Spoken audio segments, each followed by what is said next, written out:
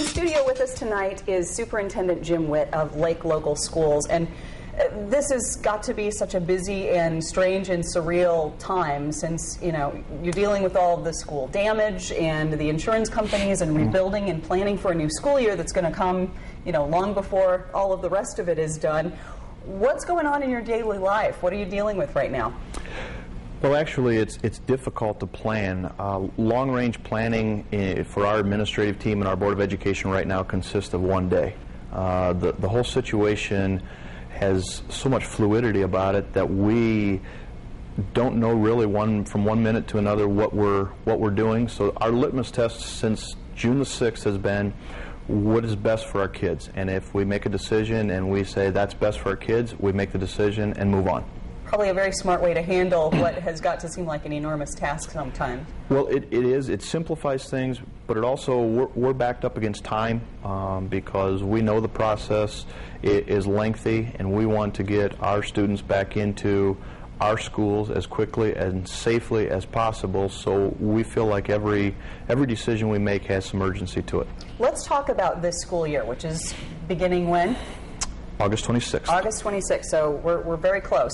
You were able to borrow some desks and things from Toledo Public Yes. that they were planning to auction off, but they're going to let you use them in the interim. How are kids going to be transported to Owens and to their new classrooms?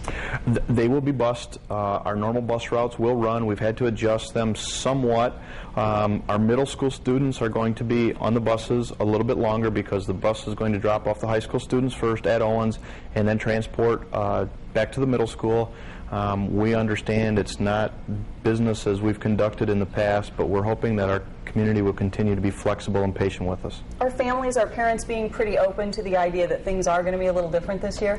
Absolutely. We've had very much support from our community, words of well wishes, and I think that many of our families are still digging out from under the rubble somewhat themselves, or their relatives are, or things like that, so they've been very understanding.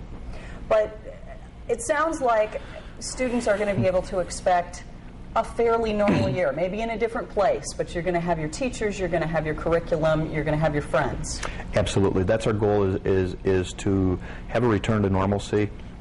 We've told our students, the ones that we've come across this summer, that a building a school is not a bricks and mortars and roofs and that type of, it's students and staff, and we're very confident with our group about that.